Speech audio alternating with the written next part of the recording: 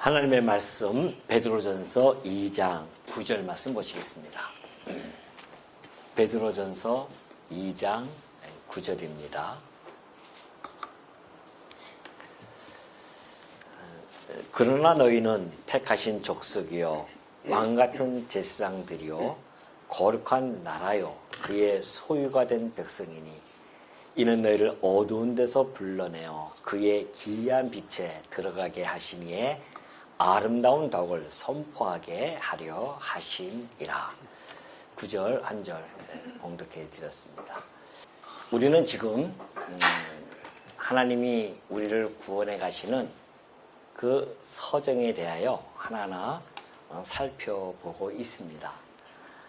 우리 지난 시간에 살펴보았듯이 그 구원의 서정의 근간은 하나님의 영원하신 작정과 예정에 있음을 말씀드린 바가 있죠.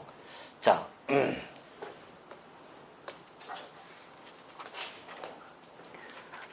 하나님의 영원하신 작정 그리고 예정이라고 했습니다. 그 작정의 작정 내용의 핵심을 보면은 하나님 나라라고 제가 말씀드렸고요. 그리고 예정도 하나님의 택한 백성 그리고 유기되어진 백성들 이런 것들이 이제 예정되어졌다고 말씀드린 바가 있습니다.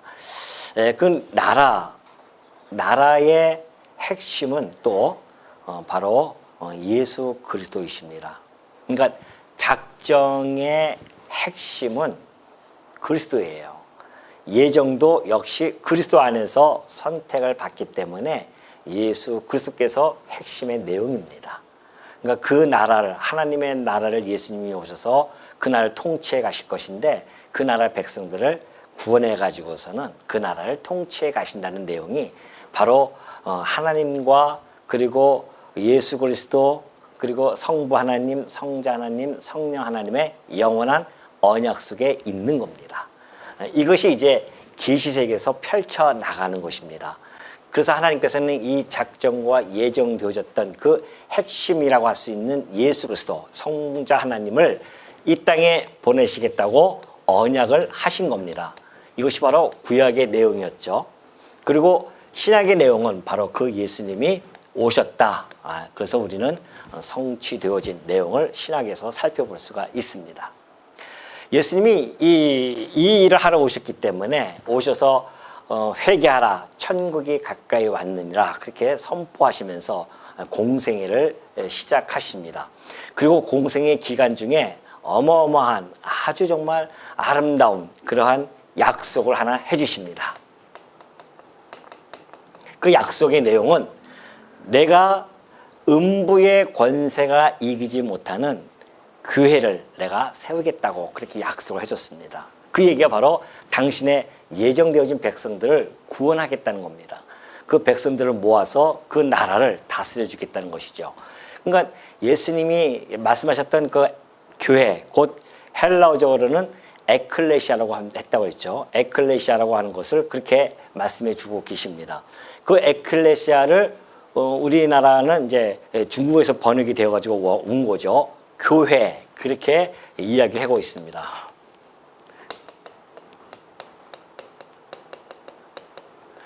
교회라고 하죠. 이게 아마 가장 적합한 번역이 아니었는가 그렇게 보여지는데 가르치는 모임 또는 모여서 진리에 대한 것을 가르친다 해서 이제 교회라고 그렇게 우리가 에클레시아를 그렇게 번역해서 성경은 기록이 되어져 있습니다. 그래서 우리는 교회입니다. 그래서 가르침을 진리를 지금도 가르침을 받고 가르치고 또 진리를 전하고 그러한 회중 모임이기 때문에 교회라고 하는 것은 매우 적합한 그런 번역으로 보여지고요. 그러나 이 교회라고 하는 이 단어를 이 원래 그 원어 에클레시아를 그 원어적으로 좀 이렇게 들어가 보면은 좀 세밀하게 관찰해 보면은 좀 더 그 의미를 폭넓게 의미 있게 우리에게 다가옵니다. 그래서 보면은 교회라고 하는 그것이 원어적으로 좀 분석을 해볼게요. 헬라어로는 에크라고 있습니다. 에크라고 하는 합성어예요. 그러니까 에클레시아는 한 단어가 아니라 원래 합성어로서 에클레시아가 나오는데 에크라는 단어하고 그 다음에 칼레오 죄송합니다.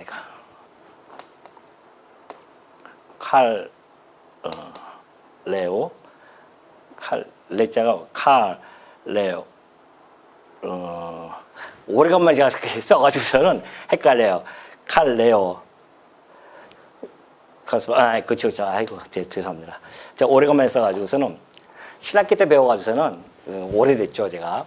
자, 에크라고 하는 단어하고 칼레오라고 하는 이 단어가 합성어 해가지고서는 에클레시아가 됩니다. 그래서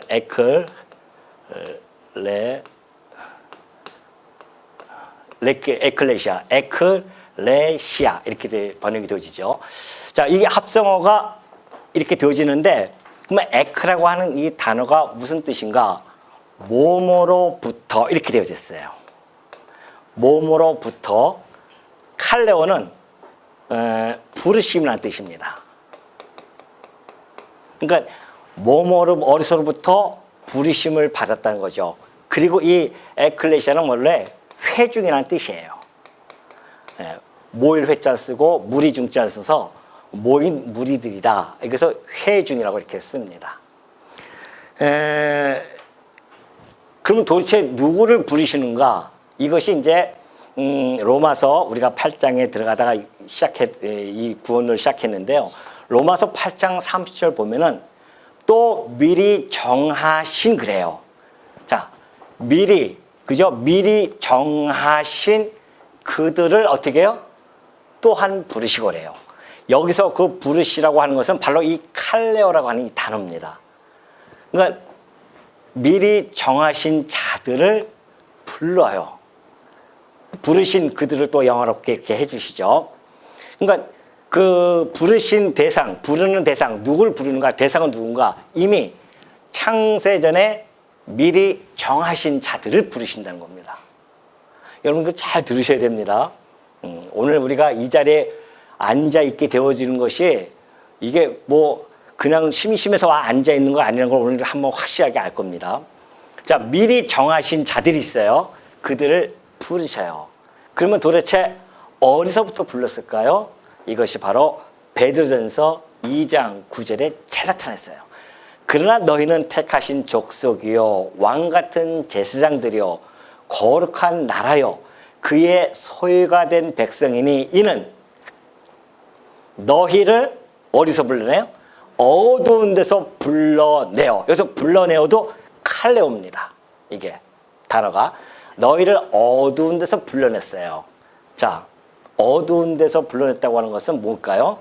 바로 이 어두워진 이 세상이겠죠. 이 세상은 흑암의 권세에 가득 어두워져 있습니다. 이 흑암에 가져 있다고 하는 것은 곧 사망의 권세 아래 놓여져 있다는 겁니다. 이 세상은 흑암에 쌓여져 있고 사망의 권세에 사로잡혀 있는 곳을 세상이라고 해요. 그럼 여기서부터 어떻게 해요? 부르셨다는 겁니다. 불러서 이 모인, 그 회중들, 그 무리들이 바로 에클레시아입니다. 그럼 여기서 부르셔서 어떻게 변화가 되어졌는가? 세상이 아니라 이들에게 하늘의 시민권을 주시고요. 그리고 흑암이 아니라 바로 빛의 나라에 속하게 해주셨습니다. 뿐만이 아니라 사망이 아니라 영원한 생명 가운데 생명을 소유케 해주셨어요. 그러니까 지금 이 상황과 이 상황은 완전히 다릅니다. 여러분 부르셔서 모인 회중이에요. 그래서 너희를 어두운 데서 불러내어 그러죠. 그의 거룩한 빛에 들어가게 하신 이의 아름다운 덕을 선포하게 하려 하심이라 그래요. 자, 그러면 이렇게 부른 자가 누군가? 히브리서 3장 1절에서 보면은 히브리서 기자는 이렇게 표현해 주고 있어요. 그러므로 함께 하늘의 부르심을 받아요.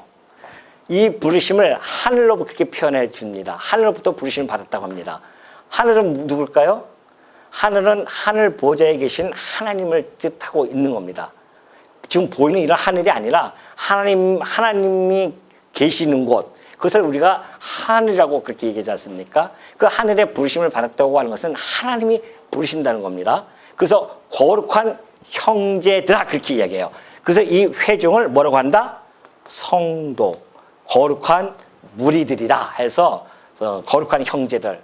그래서 성도라 그렇게 부르는 겁니다. 자, 그렇다고 한다면 이 부르심의 주체, 아까 얘기했듯이 하늘이라고 얘기했는데 더욱 확실하게 우리가 확인해 보도록 하겠습니다. 누가 도대체 우리를 부르시고 계시는가?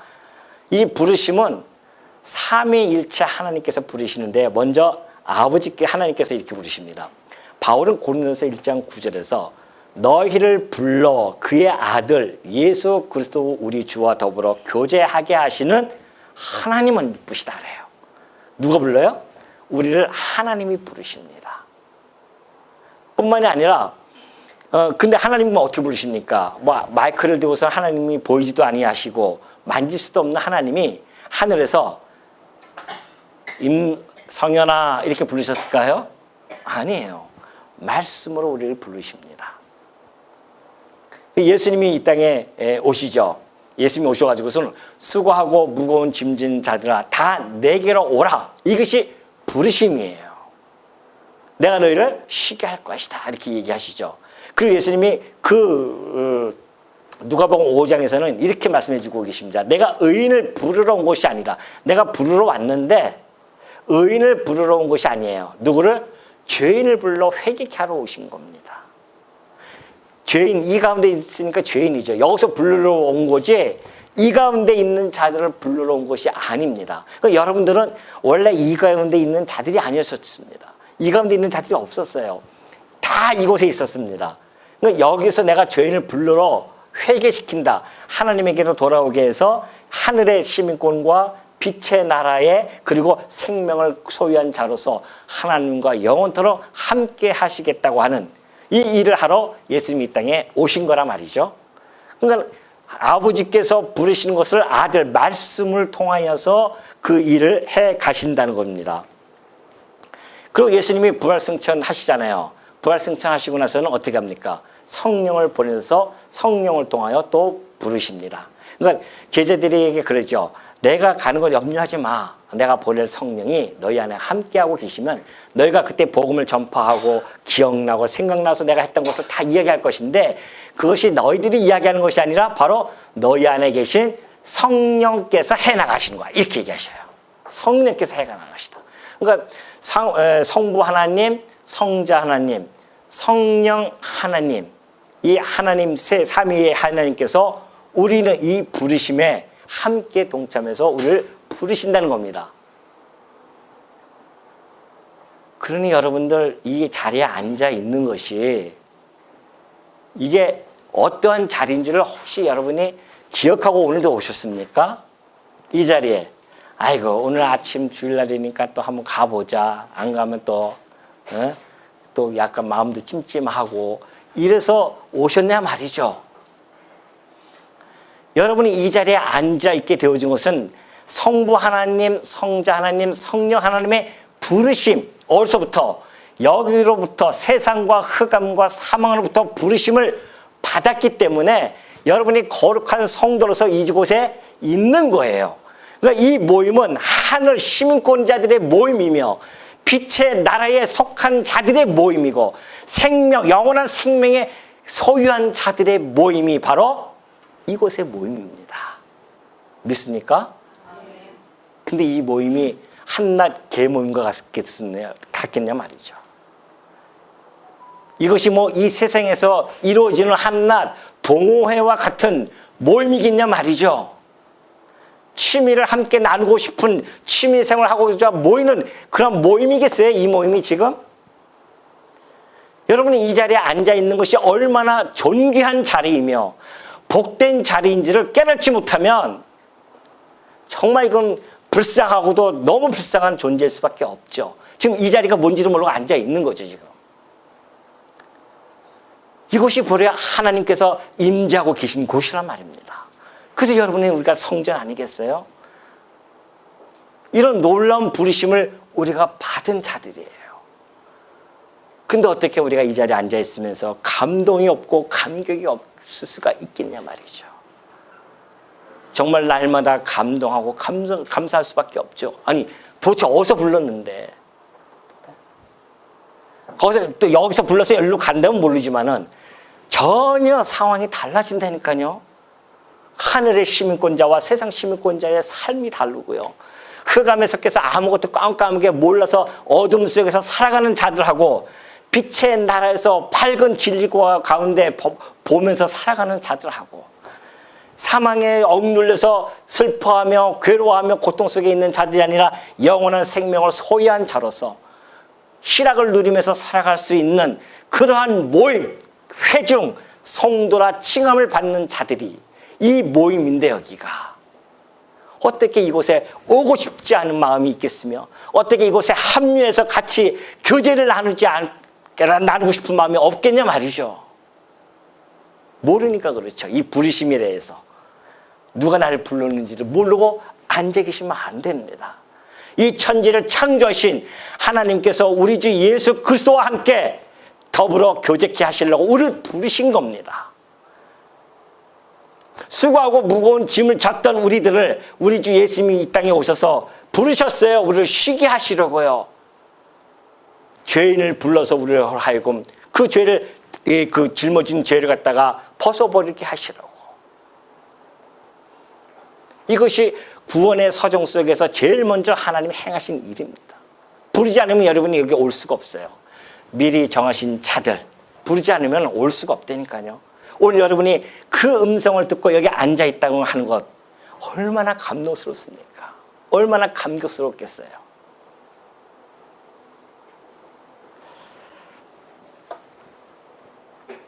이 부르심이라고 하는 것은요, 다른 신학적 용어로 소명이라고 합니다. 소명이라고 해요. 이제 부르심이라고 이제 제가 소명을 할게요. 소명, 하나님이 명해서 부르신 자들입니다. 그렇기 때문에 이 부르심에는 크게 두 가지로 나눠져 있습니다. 그것이 하나는 이제 뭐 신학적 용어라 좀 어렵지만 실물적 소명이라고 합니다. 쉽게 얘기하면 뭐냐면은 하나님께서 이 만물을 통하여서 소명하십니다. 그러니까 아담이 처음에 만들었을 때는 만약에 아담 이후로 죄를 짓지 않고 계속 태어났으면 이 만물만 보더라도요, 하나님의 부르심을 들어요. 음성을 듣는단 말입니다. 꽃 한 송이, 태양에 떠오르는 태양, 이 우주 만물을 바라보면서 하나님의 음성, 그의 능력, 그의 신성을 충분히 감지하고 찬양을 드릴 수가 있습니다. 근데 인간이 타락을 했어요. 이건 이제 자연 계시 아닙니까? 하나님이 보여주시는 자연 계시예요. 근데 인간이 타락했기 때문에 이 만물을 통하여서는 더 이상 하나님에 대해서 알 수가 없고 하나님 앞에 갈 수가 없어요. 이곳에 있는 자들은 하나님 앞에 갈 수가 없어요. 오로지 예수 그리스도 외에는 그 길을 하나님께서 열어주지 않으셨습니다. 예수 그리스도를 통하여, 하나님의 아들을 통하여만이 그 길을 갈 수가 있어요. 그러니까 이 만물로서는 갈 수가 없습니다. 이 만물은 우리들에게 심판의 소명이 되어줄 수는 있습니다. 그러나 구원의 소명은 되어줄 수 없어요. 왜? 이 만물이 예수 그리스도를 계시해 주고 있지는 않기 때문에 그렇습니다. 천하 이 세상에서 구원 얻을 만한 이름을 우리에게 주신 적이 없다고 했습니다. 그러니까 예수 그리스도 외에는 구원을 얻을 수가 없기 때문에 만물 가지고 자연 계시가 주서는 안 돼요. 그래서 하나님께서 특별 계시인 이 말씀을 주신 겁니다. 말씀을 주셨어요. 이 말씀은 곧 우리가 이제 이거 특별 계시라고 그렇게 이야기하죠. 하나님이 특별히 보여주십니다. 특별히 부르신 겁니다. 그래서 이 말씀에도 크게 이제 두 가지로 나눠집니다. 또 이것도 두 가지로 나눠지는데, 하나는 이제 외소적 소위 외소라고 하죠. 외소라고 하는 것은 하나님께서 외적으로 부르시는 걸 이야기합니다. 외적으로 부르셔요. 그 부르심의 특성을 보면은 크게 두 가지 또 나눠지는데, 하나는 보편적이에요. 자, 이게 무슨 이야기냐면은 마가복음 16장 15절 보면 잘 나타나 있습니다. 예수님께서 이렇게 명을 하시죠. 또 이르시되 너희는 온 천하에 다니며 만민에게 복음을 전파하라 그래요. 만민입니다. 모든 자들에게 복음을 전파하라. 그게 보편적이라고 그렇게 이야기하는 겁니다. 이것이 바로 만민입니다. 이 외소로 하는 것의 외적인 부르심은요, 모든 만민에게 전해주는 거예요. 소식을 다 부르시는 거예요. 너 와, 다 와 이러면서 하나님께서 부르시는 그런 모습이죠. 이 보편적 소명이 보편적 소명이기 때문에 구별이 없습니다. 복음의 전도를 통해서 다 전달을 받게 되어지죠. 그래서 많은 사람들이 이 외소를 듣고서는 외적인 이러한 부르심을 받고서는 만약에 받았는데 그것을 회심하지 못하고 죽어버리면은 그건 끝나는 겁니다. 그리고 이 부름을 받았어요. 부름을 받은 자가 만약에 그 부르심의 가마에 순종하지 아니하면 결국 이 소명은 무효성을 간직합니다. 무효해버려요. 그렇기 때문에 결국은 이 듣고도 그것을 순종하지 않았기 때문에 죄 책임이 아주 중대합니다. 죄 책임이 아주 중대해요. 누구든지 다 복음을 전합니다, 지금. 그러죠? 인터넷을 통해서 또는 친구를 통해서, 물론 그 동기는 다양해요. 때로는 내 마음에 드는 아가씨가 교회에 있어요. 그러니까 그 아가씨 보러 가요. 그건 동기입니다. 거기서 이렇게 말씀을 듣다가 진리를 깨닫고선 부르심에 듣고 반응을 하는 분들이 있습니다. 또 멋있는 남자를 따라서 왔다가 또 그렇게 해서 부르심을 받고, 동기는 다양합니다. 아버지 손, 엄마 손을 붙잡고 올 때도 있어요. 친구들의 권위에 의해서 올 때도 있습니다. 그건 다 동기들이고, 그리고 왔는데 이 말씀을 통해서 전달을 받는 겁니다. 다. 그러면은 누구든지 다 왔다고, 교회당에 왔다고 해서 이 말씀을 듣는데 어떤 사람들은 들리지가 않는단 말입니다. 물론 때가 있겠지만은, 그러나 이것이 다 만민에게 지금 전달해 주고 있잖아요. 인터넷 통해서 다 전달해 주고 있단 말입니다. 근데 그것을 들었음에도 거부하고 안 믿어. 그러면 어떻게 됩니까? 죄 책임이 중대한 겁니다. 그래서 예수님께서도 오셔서 하신 말씀이 그런 말씀이에요. 너희들이 복음을 받아들이지 않을 때는 심판날 핑계할 수가 없습니다. 나는 못 들었는데요. 왜 다 들었는데 왜 못 들었다고 합니까? 그리고 믿고, 만약에 이 말씀을 듣고 믿고 세례를 받는 자들은요, 구원을 얻습니다. 그러나 믿지 않는 자들이 있어요. 그 믿지 않는 자들은 정죄를 받는다. 정죄를 받아요. 다. 지금 보편화되어졌죠. 다 들리지 않습니까?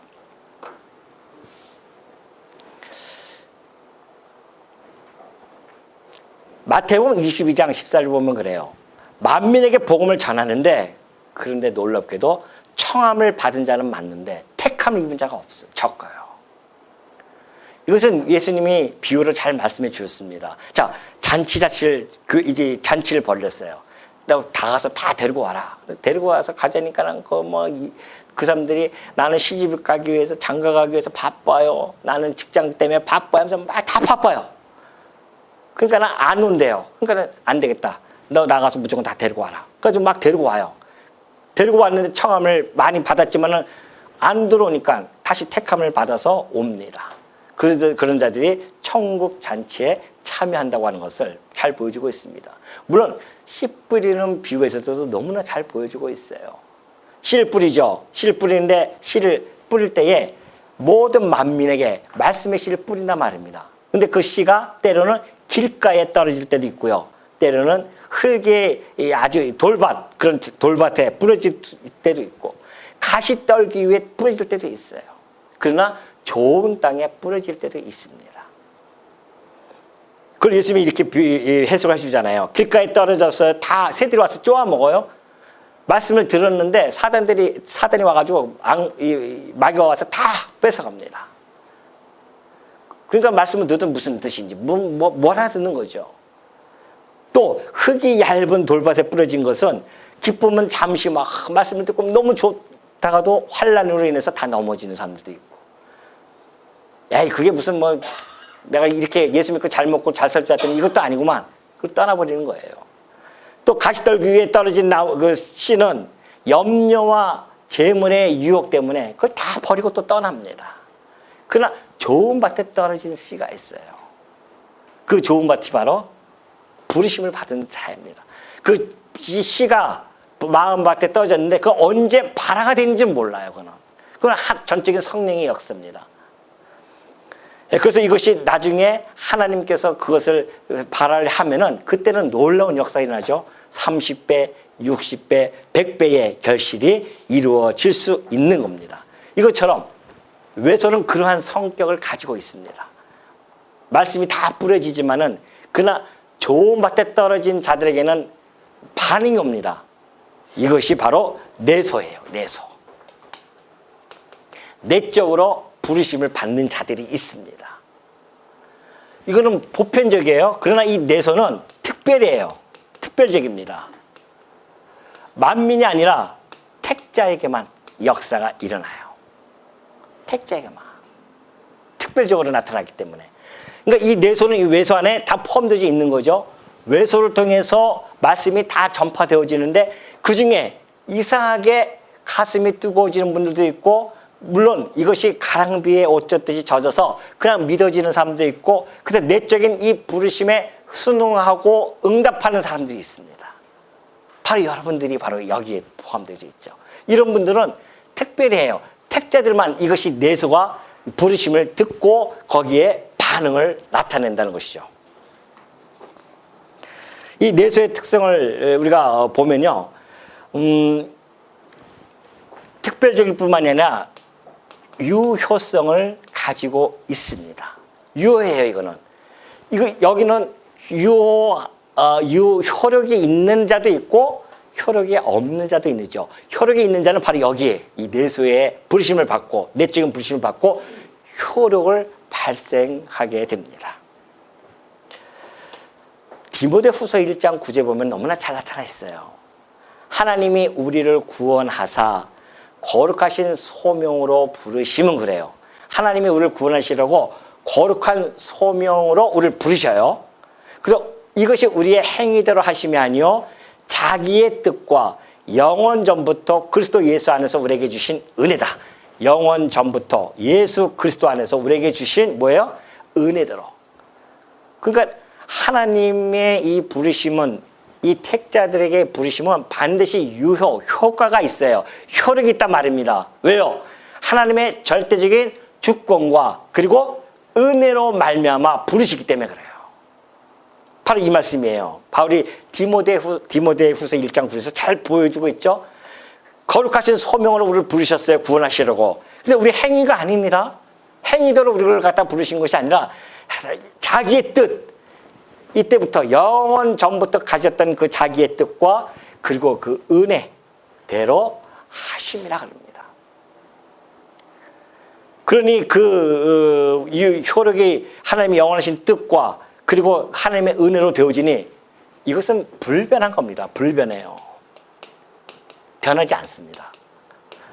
하나님이 불렀다가 기분 나쁘다고 다시 내치고 그러지 않아요. 한번 불러서 그것에 응답되어진 자들은 비록 우리의 신앙이 크게 자라지 못한다 할지라도 여전히 하나님께서 그 손을 붙들고 끌고 가십니다.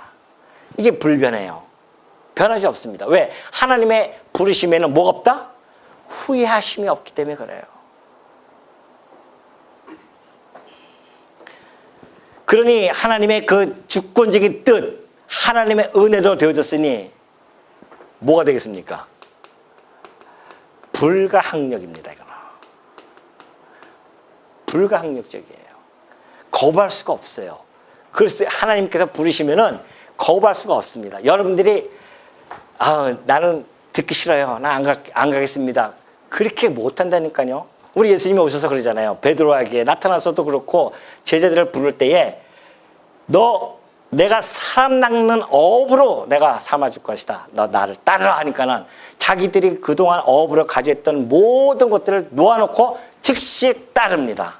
이것이 바로 예수 그리스도의 그 부르심에는 그러한 능력과 권위가 있기 때문에 불가항력적으로 따르게 되어지는 겁니다. 오늘 여러분도 마찬가지입니다. 여러분이 이 자리에 앉아 있는 것이 뭐 내가 거부할 수 있는 능력이 있어서 그것도 아니에요. 그러나 하나님의 부르심에 순응할 수밖에 없습니다. 누구는 특별적으로 택자들을 받은 택자들은 이미 이때 하나님의 은혜를 받은 자들은 그 음성을 듣고 끌려오는 겁니다. 불가항력적이에요. 그런데 이 일은 누가 하시는 건가 하면 이 모든 것들을 내소 말씀을 통하여 우리에게 부르심을 전달해주고 그것을 듣게 하시고 순응하게 하시는 분이 누군가? 바로 성령의 역사입니다. 이것조차도 우리가 할 수 있는 것이 아닙니다. 성령의 역사께서 우리에게 전인격을 동원시켜서 지정이죠. 우리의 인격의 3요소가 지정이 아닙니까?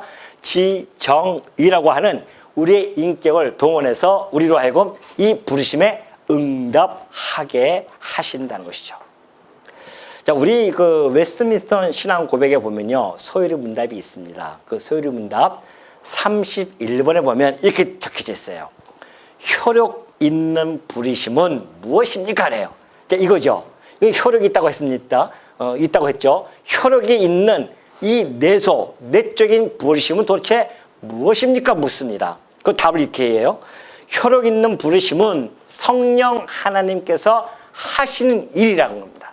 이 일은 누가? 성령의 역사, 성령 하나님께서 하시는 일이니 우리의 죄와 비참을 깨닫게 하셔요. 내가 죄인이다. 내가 이 세상에서 흑암 가운데 사망 가운데 처한 자이다. 이것을 어떻게 해요? 지각을 열어서 깨닫게 해주신단 말입니다.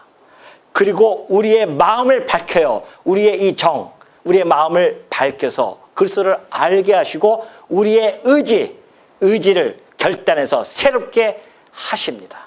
그래서 우리를 권하사 능히 복음 안에서 값없이 주시는 예수 그리스도를 믿도록 하시는 것이다. 누가? 성령께서.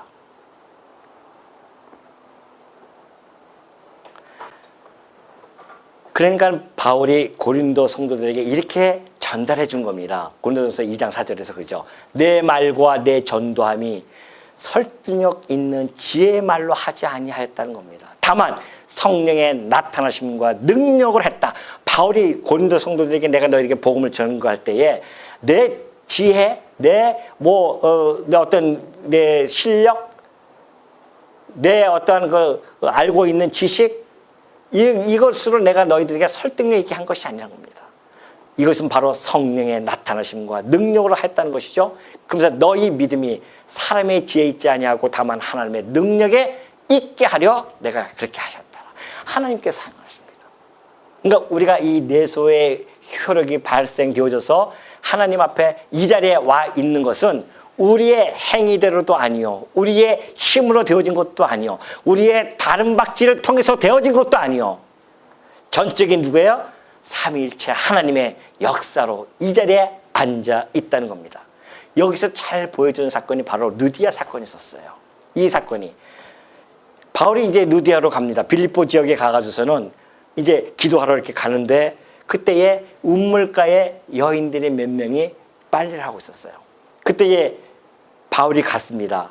두아디라 시에 있는 자색 옷감 장사로서 하나님을 섬기는 루디아가 있었어요. 그 중에 몇 명이 이렇게 해서 있는데 바울이 가서 복음을 전하는데 루디아가 있었어요. 그 루디아가 하는 한 여자가 말을 듣고 있을 때 이게 뭐예요? 왜소입니까? 내소입니까? 왜소예요 이게. 그때 당시 다 같이 들었어요. 근데 오로지 루디아만 주께서 그 마음을 열어요.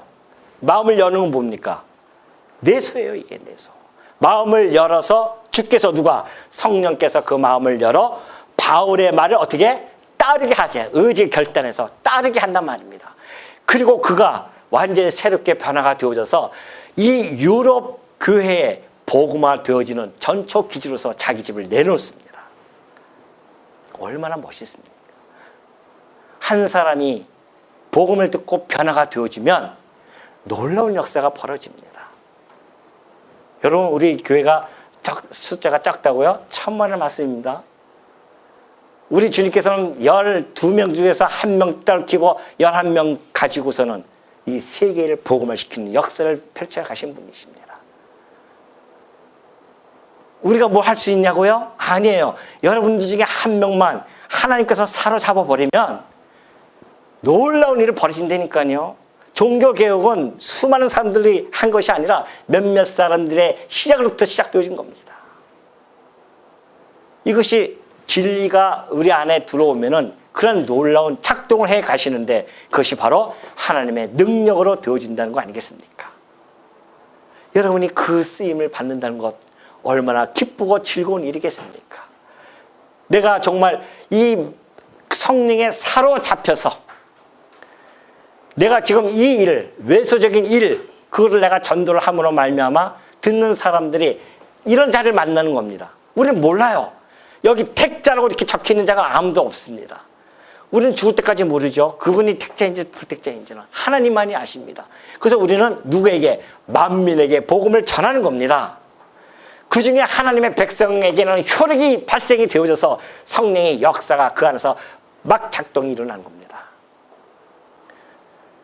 그리고 여러분들이 지금 이 자리에 앉아 있는 것이 이런 과정, 하나님이 이런 놀라운 역사 과정을 통하여 지금 이 자리에 앉아 있다고 여러분이 느껴진다고 한다면 오늘 이 자리에서 여러분들이 얼마나 감동스럽고 감격스럽고 이 주일날 아침에 하나님이 임재하시는 우리 성도들과 함께 이 무리, 회중 아니에요, 회중. 이 성도들, 하늘의 시민권을 가진 자들과 그리고 빛에 속한 나라 그리고 생명을 소유한 자들끼리 함께 모여 예배드리고 하나님의 영광을 찬송하고 하나님 주신 그 주권과 은혜의 영광을 날마다 감사하고 찬송하기 위해 이 자리에 모인다고 하는데 얼마나 기쁘고 즐거운 일이 아니겠냐 말이죠. 이것이 로또 이 복권이 당첨된 것과 비교할 수 있냐 말이죠. 이게 이 엄청난 것을 우리에게 주셨는데 이 부르심을 받은 자들이 그 부르심의 그 소중함과 그 존경을 알지 못한다고 한다면 아까 얘기했듯이 서두에 얼마나 불쌍하겠냐 말이죠. 우리가 이걸 느끼고 깨닫고 날마다 감동과 감격 속에 살아간다고 한다면 하나님 얼마나 기뻐하실 것이며 우리 또한 이 땅에서 얼마나 힘있게 담대하게 당당하게 살아갈 수 있겠냐 말이죠. 하늘의 시민권을 가진 자로서 빛의 나라에 속한 자로서 영원한 생명을 소유한 그 회중 곧 성도로서의 삶을 마음껏 펼쳐가시는 우리 주의 성도들이 되어지시기를 당부드립니다.